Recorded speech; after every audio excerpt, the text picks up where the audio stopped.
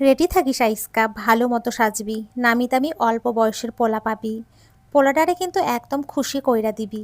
কচি কচি মাইয়াগো দেখাইলাম, অথচ ওগুলোরে থুইয়া পোলাটা তোরে না দেখায় কিল্লাই রাজি হইল। কইলামও যে ওই পুরাতন মাল, বয়স ২৮-এর কাছাকাছি। তাও কয় প্রবলেম প্রবলেম নাই। আরে কি যেন কইল ইংরাজিতে চিল্লিয়ে। কিরে সাথী, কি যেন কইছিল? প্রবলেম নাই। আনোয়ারের কথায় ইমরিবা চোখ উল্টিয়ে বিষণ্ণ মুখ নিয়ে বলল, প্রবলেম মানে সমস্যা নাই। আচ্ছা, আজকে লোকটারে অন্য কারোর কাছে পাঠাও, আমার শরীরটা ভালো না। তোর চুপচাপ পা মেইলা দিবি, রাত্রি ১২টায় আইব কইছে। যা সাজুগুজু কর। ইমরিবা সিল্কি চুলগুলো প্যাঁচাতে প্যাঁচাতে উপরের রুমের দিকে হাঁটা ধরল। তার শরীর ক্লান্ত, এতক্ষণ সে চৌরাস্তার মোড়ে দাঁড়িয়েছিলেন। কিন্তু আশ্চর্যজনক বিষয় হলো আজ একজন কাস্টমারও পেল না। প্রতিদিন ওখানে দাঁড়ালে ৩-৪টে তো চোখ বুঝে পেয়ে যায়, কিন্তু আজ উল্টো পাশের মেয়েগুলো কাস্টমার নিয়ে ফুরুত। তাকে দেখেও না দেখার মতো অবস্থা। আজ মনে হয় বেশি খারাপ লাগছিল দেখতে। শাড়ি পরে ঠোঁটে লাল লিপস্টিক দিয়ে চুলগুলো খোপা করে নিল। চুলগুলোর জন্য নাকি কাস্টমারদের ভেজাল লাগে, তাই খোপা করে রাখতে হয় সদা। বাহিরে তীব্র বৃষ্টি হচ্ছে। বিছানায় হেলান দিয়ে ফেসবুকে নিউজ ফিডে ঘুরছিল। হঠাৎ ধারাম দরজা খুলতে দ্রুত ঠিক হয়ে দাঁড়ালো। ইমরিবা ভ্রু কুঁচকে রইল। ২০-২১ বয়সের এক যুবক ছেলে তার কাছে কি জন্য আসবে? তাও এমন ভয়ঙ্কর সুন্দর যুবক। আপ ইমরিবা আপনি বলতে যেও বলল না। আপনিটা একদম মানাচ্ছে না। বাচ্চা ছেলের সাথে এগুলো ভাবতেও কেমন আজব লাগছে। বয়সী লোক আসে ঠিক আছে, কিন্তু এমন যুবক ছেলে। তুমি কিন্তু টাকা নিয়ে ফেরত যেতে পারো, টাকা ফেরত দিয়ে দেব। ইমরিবার সামনে দাঁড়ানো ছেলেটা ঘড়ি খুলে বিছানার পাশের টেবিলে রাখলো। ইন করা হালকা ভেজা শার্টের হাতের বাটন খুলতে লাগলো। কলার থেকে বাটন খুলতে খুলতে বলল, জানালাটা খুলে দিন। ছেলেটার আওয়াজ কেমন মেয়েলি টাইপের, শরীরের পশম দাঁড়িয়ে যাওয়ার মতো। ইমরিবার পা আপনা আপনি বিছানায় উঠে গেল। বিছানার সাথে লাগানো জানালাটা খুলে দিল। ঠান্ডা শস্য বাতাসের সাথে বৃষ্টির ফোঁটাও আসছে। বিছানা থেকে নেমে দাঁড়ালো একই জায়গায়। তার আজ আওয়াজই আসছে না।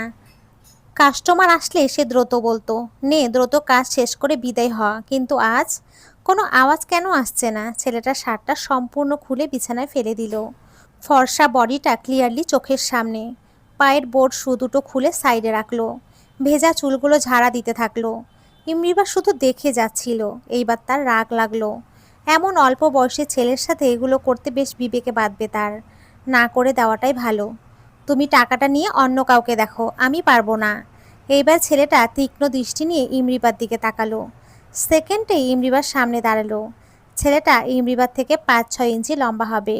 সে একটু সরে গেল, বিছানার সাথে একদম লেগে। ছেলেটা তার বুড়ো আঙুল দিয়ে ইমরিবার ঠোঁটে লিপস্টিক মুছে দিল, যার ফলে লিপস্টিক সম্পূর্ণ গালে ছড়িয়ে। এগুলো লাগাতে হবে না, শাড়ির আঁচল টান মেরে খুলে দিয়ে। শাড়িও পরতে হবে না, চুলের খোপা টান মেরে খুলতেই ইমরিবা উহু করে উঠল ব্যথায়। চুল নিয়ে কিচ্ছু করতে হবে না। ইমরিবার সিল্কি চুলগুলো ঝরঝর করে কোমরে লুটিয়ে পড়ল। সে এখনও অবাক হয়ে তাকিয়ে নিচে। এতটুকু ছেলের কাহিনী তার মাথায় ধরছে না। গলা শুকিয়ে যাচ্ছে। তার এত ভয় করছে কেন? একজন খারাপ মেয়ে হয়েও সেই পুচকে ছেলেকে ভয় পাচ্ছে। আওয়াজ আসছে না কেন? ছেলেটার হাত তার কোমরে যেতেই তার মুখ দিয়ে আপনা আপনি বেরিয়ে এলো। এক টানে শাড়ি ঘুরিয়ে খুলে ফেলল। ছেলেটার এক ধাক্কায় সে দেওয়ালে ধ্রিম করে বাড়ি খেলো। ব্যথা পেয়েও তার মুখ দিয়ে আওয়াজ বের হয়নি, কারণ ততক্ষণে ছেলেটার মুখ তার ঠোঁটে। কামড়ে ঠোঁট ছুলে দিচ্ছে। ব্লাউজের বোতামগুলো মিনিটেই খুলে গেল। এমনিবা শুধু চাপা স্বরে আওয়াজ করেই যাচ্ছিল। ছেলেটা যে রাগে এমন করছে তা বুঝতে সময় লাগেনি ইমরিবার। আয়নার সামনে দাঁড়িয়ে নিজেকে ভালোভাবে দেখছে ইমরিবা। কামড়ের দাগগুলো স্পষ্ট লাল হয়ে আছে। পুরো শরীর তার চিনচিন হয়ে জ্বলছে, সাথে ব্যথা। মুখেও লালচে দাগগুলো স্পষ্ট। ঠোঁটে হাত দিতেও ভয় করছে তার। ভোরে ৬টা বাজছে, অথচ ছেলেটা এখনও তার বিছানায় উল্টিয়ে শুয়ে আছে। কাম শেষ হলেই তো চলে যাওয়ার কথা। তাহলে ছেলেটা যাচ্ছে না কেন? বা সেও কেন বের করে দিচ্ছে না? তার বলতেও গা ঘিন ঘিন করছে যে, তার প্রচণ্ড লজ্জা লাগছে। একজন খারাপ মেয়ে হয়েও তার লজ্জা লাগছে, প্রচণ্ড লাগছে। এই শরীর নিয়ে সে কোনো কাস্টমার পাবে নাকি সন্দেহ, বা ৪-৫ দিন কাজে যেতে পারবে নাকি সেটাও ভাবার বিষয়। বাহিরে গেলে সবাই বুঝে যাবে তার শরীরের দাগের কারণ। সে কি বলবে? তাদের তো নিয়ম আছে, শরীরে দাগ বসানো নিষেধ। রাত ৩টার আগে রুম থেকে বেরিয়ে যাওয়া, অথচ এ তো এখনও শুয়ে আছে। ইমরিবা আর চোখে বিছানায় তাকিয়ে নিজের ঘাড়ে ছুঁয়ে দিল। বড্ড জ্বলছে, সব জ্বলছে। গোসল করে কামিজ পরে দাঁড়িয়ে, সাহসও পাচ্ছে না ডেকে দেওয়ার জন্য। ৮টা বেজে যাচ্ছে। অনেকে দরজায় বাড়ি দিয়ে গেল, কি করবে সে? ৬টা থেকে ছেলেটার মোবাইল বেজে যাচ্ছে, আবার বাজতেই ছেলেটা নড়ে উঠল। ইমরিবা দ্রুত অন্য পাশে ঘুরে গেল, আর চোখে দেখছে, মোবাইলটা কানে দিল সে। ঘুম জড়ানো ভারী কণ্ঠে কথা বলতে বলতে বিছানায় হেলান দিয়ে বসলো, চুলগুলো উপরে উঁচু করে দিল। Yes manager. Yeah, good morning. What about invest? Too much. ১২,৫০,০০০ হলে সাইন দেবেন, otherwise cancel. Give me 2 hour and I will be there. ইমরিবা মুখটা একটু হা করে দাঁড়িয়ে রইল, তার হাত পা কাঁপছে। বিছানার দিকে তাকানোর সাহস নেই। পেছনে এসে সে দাঁড়াতেই ইমরিবা কুঁকড়ে গেল, তার পা শুধু দূরে যেতে চাইছে। কিন্তু ছেলেটার হাত তার জামার নিচ দিয়ে পেট ছুঁয়ে দিতেই ইমরিবা ঘুরে দাঁড়ালো। ছোট ছোট চোখ করে তাকালেও চোখ নিচে চলে যাচ্ছে। তার থুতনি ধরে উপরে তুলে লালচে দাগগুলো ছুঁয়ে দিচ্ছে বুড়ো আঙুল দিয়ে। ছেলেটা যেতেই আনোয়ার সহ ঘরে আরও কিছু মেয়েরা এলো। ইমরিবা নিজ মনে মোবাইল টিপছে। আনোয়ারে সেই চোখ বড় বড় করে বলল, কি করছে পোলাটা তোরে? খালি কি কামড়াইছে নাকি কামও করছে? আর একজন বলল, ছেলেটা কিন্তু চমৎকার দেখতে। আমরাও পিছে পিছে গেছিলাম, যদি পছন্দ কইরা ফেলে। এত টাকা দিয়ে এক রাইত থাকে, কিন্তু বাবা, পোলাটা যেই গাড়ি চালাইয়া মাথা উঁচা কইরা বাইরাইলো। আনোয়ার আবার বলল, তা কি করলো তোরে নিয়া? নিশ্চয়ই ১ ঘন্টা পরে ঘুমাইয়া গেছে। এমরিবা থমথমে গলায় বলল, সারা রাত ঘুমোতে দেয়নি, ৫টা ৩০-এ ছাড়ছে। ভগর ভগর না করে ওষুধপাতি কিছু আনো, আমার শরীর ব্যথা করছে। পুরো শরীরের দাগগুলো জ্বালা করছে, মলম দিতে বলো। আমার চুলগুলো ছিঁড়ে কিছু রাখিনি, চোখ দেখছো না আমার? লাল হয়ে ভয়ঙ্কর দেখাচ্ছে, গলা ভেঙে গেছে। এটাকে পুচকে ভেবে পাপ করেছি অনেক বড়। অসভ্য কোথাকার, আজকে যত কাস্টমার আসবে সব পাঠাবা। আমি সারাদিন কাজ করব, কত টাকা দিল আমাকে এমন হেনস্থা করার জন্য। এই লোক আসলে বলবে আমি আর কাজ করব না, বুঝেছো? সোজাসুজি বলবে, করব না মানে করব না। এমরিবা সারা রাতের যন্ত্রণা পুরো বের করে ফেলল, কিন্তু সেটা করেও ঢোক গিলছে। দরজায় সেই ছেলেটা পকেটে হাত ভরে দাঁড়িয়ে, হয়তো মোবাইল নিতে এসেছে যেটা বিছানায় পড়ে আছে। হালকা করে দাঁড়িয়ে গেল ইমরিবা, তার ভয় করছে। ছেলেটা হাত স্লোভাবে নাড়িয়ে সবাইকে বেরোতে ইশারা করলো। ইমরিবা মাথা দুলিয়ে না করলো আনোয়ারকে। আনোয়ার খুক খুক হেসে বলল, তা স্যার, টাকা কড়ি এগুলোর ব্যাপারে কিছু কইতাম। ছেলেটার থমথমে আওয়াজ, আব্দুলকে টাকাসহ সব বুঝিয়ে দিয়েছি, আপনাকে পুরো খুলে আপনার ভাষায় বুঝিয়ে দেবে। নাও আউট। ইমরিবা সেখানে ঠায় দাঁড়িয়ে, তার মাথা ভনভন করছে। সবাই ঘর থেকে বেরোতেই ছেলেটা দরজা লাগিয়ে বলল, এইবার ডাবল দাগ হবে। ১ ঘন্টা শুধু বিছানায় চোখ বুজে শুয়েই ছিল ইমরিবা। অতিরিক্ত রাগ লাগছে, সে যে উঠে দাঁড়াবে শক্তি পাচ্ছে না। গোসল নিয়ে নিচে নামলো, কাঠের সিঁড়ি দিয়ে ধীরে ধীরে। তার পল্লীর মেয়েগুলো ছেলেদের ডেকে যাচ্ছে। আনোয়ার রুমে যেতেই আনোয়ার দাঁড়িয়ে গেল। আনোয়ার, ম্যানেজার সহ সাথীরা সব দাঁড়ালো। আনোয়ার খুক খুক করে হেসে উঠল, একটু পর আওয়াজ করেই হেসে ফেলল, এখন জ্বলতাছে না? তুমি কিছু বললে না কেন? ১-২ ঘন্টার জায়গায় সারা রাত ছিল, তার উপর দিন দুপুরবেলা তোমার সামনে কাহিনী করে গেল, আর কিছু বললে না? তুই কিছু কইলি না কেন? কি বলতাম? দেখছো না কিভাবে তাকাচ্ছিল?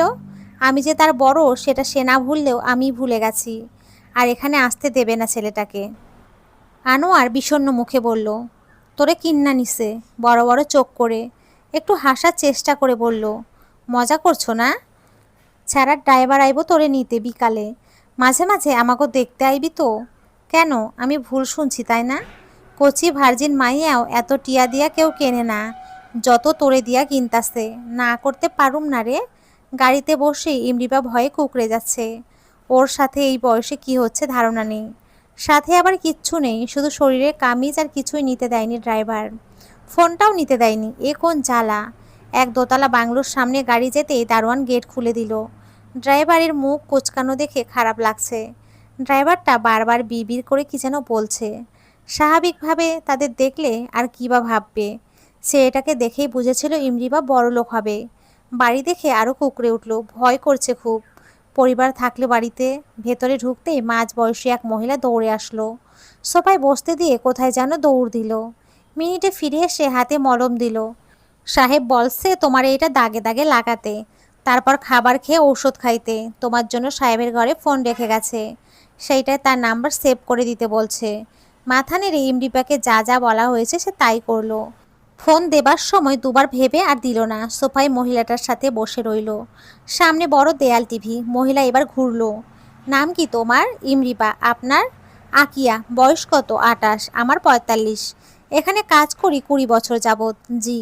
ওনার নাম কি? ইহসাব মজুমদার। বাড়িতে আর কেউ থাকে না? আমি আর আরেকটা বুয়া আছে, দুজন মিলে বাড়ি পরিষ্কার রাখি। আমি রেঁধে বেড়ে বিকেলে চলে যাই। কিন্তু সাহেব বলল সে না আসা পর্যন্ত তোমার সাথেই থাকতে। মানে পরিবার নেই আপনার সাহেবের? তার মা বাবা মারা গেছে প্লেন ক্রাশ খেয়ে। তখন সাহেবের বয়স 16। ভাই বোন নেই, সে একাই। এভাবে রিলেটিভস অনেক, সবাই সম্পত্তির লোভে। কিন্তু সাহেব অনেক ম্যাচুয়ার, সে তখন থেকেই নিজে সব সামলায়। কিন্তু বয়স কম হওয়ায় তার বিশ্বস্ত ম্যানেজার ও সামলাতো। এখন সেই সামলায়। বয়স কত তার? 21 হতে 3 মাস বাকি। পড়ালেখা? Masters complete. এত অল্প বয়সে? হালকা হেসে। ক্লাস টপকিয়েছে। বললাম না সে একটু ছোট থেকে বেশি ম্যাচুয়ার ছিল। আর সেটা ম্যাডাম সারাদিন বলতেন। 3 বছর বয়সে তাকে স্কুলে দেওয়া হয়। দেখবেন কিভাবে কথা বলে, পুরো মেনলি টাইপের। ভাবতেই পারবেন না সে ছোট। যখন রাগেন, সেদিন বাড়িতে আমরা কেউই থাকি না, থাকলে হাসপাতাল যেতেই হবে। বলে হেসে দিলেন। ইমরিবা হালকা ভেবে বলল, আপনি কি জানেন আমাকে কেন আনা হয়েছে? মানে আপনি জানেন আমি কোথা থেকে এসেছি? মহিলাটি দাঁত দেখিয়ে হেসে বলল, সাহেব এসে পড়বে। কাল বরং খুলে বলবো। তুমি বরং টিভি দেখো, আমি রান্না সেরে আসি। দরজা দিয়ে ইহসাবকে ঢুকতে দেখে দাঁড়ালো ইমরিবা। তার হাতে অফিস ব্যাগ। পাশে বয়সী এক লোকের সাথে কথা বলে বলে ভেতরে আসছে। ইমরিবাকে দেখে ব্যাগটি সোফায় রেখে গলারটাই খুলতে খুলতে বলল, তোমায় বলিনি আমি কল দিতে? বলেছিলাম? ইমরিবা মাথা নাড়ালো। হ্যাঁ বলেছে। কল করনি কেন? ভুলে গিয়েছিলাম। সোফায় পা উঁচু করে বসতে বসতে। সমস্যা নেই, আর ভুলবে না। ব্যাগ নিয়ে ঘরে যাও।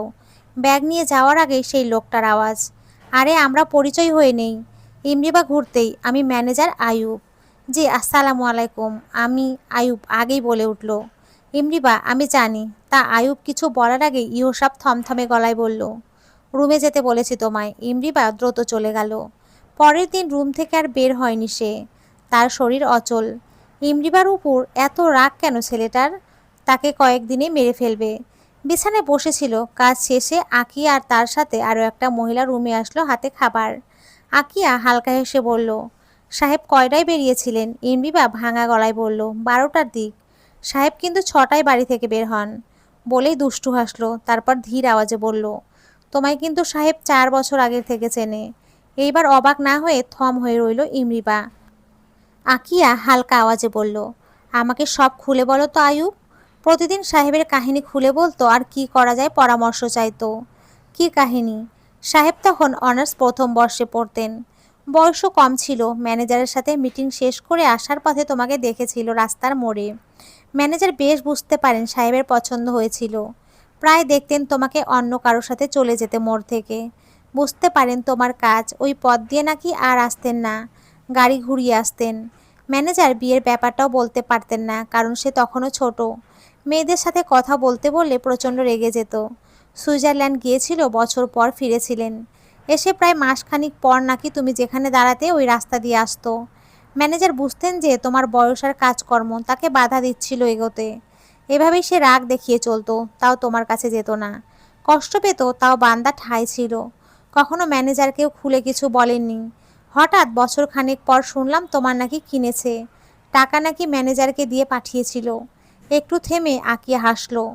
তোমার উপরে সেই রাত্রে রেগেছিল তাই না? এমনিবা মিনমিনে করলো, রেগে শুধু? আমাকে 4 বছরের ঝাল এক রাত্রে দিয়েছে।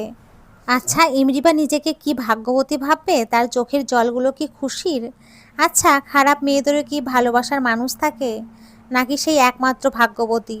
চোখ বুজে শুধু চোখের জল ফেলছে সে সারাদিন। ইহু সাহেব বাড়িতে এসেছে আজ 3 মাস হচ্ছে। আজ তাদের বিয়ে হয়েছে। ধীরে ধীরে জানলো কতটা পাগলাটে ছেলেটা। বয়সে বাচ্চামো ভাব না থাকলেও পাগলাটে রয়েছে, সেটা হঠাৎ দেখা যায়। এমনিবা গাল ধরে রয়েছে, তাকে থাপ্পড় মেরেছে, তাও খুব জোরে। মারার কারণও ছিল। ইমরিবা বলেছিল, আমি আপনার যোগ্য না, একদম না। আপনি পরে পস্তাবেন, শুধু খারাপ করে রাখেন যখন ইচ্ছে ব্যবহার করেন। থাপ্পড় মেরে ইহু সাহেবের জবাব ছিল, তুই আমার খারাপ মেয়েই হবি। আসলে আমি ভাগ্যবতী খারাপ মেয়ে, না হলে কি আজ তার বিছানায় তার বউ হয়ে বসে থাকতাম, তাও তার থেকে 8 বছরের বড় হয়ে। নমস্কার বন্ধুরা, তোমরা সকলে খুব ভালো থেকো, সুস্থ থেকো, সকলকে অসংখ্য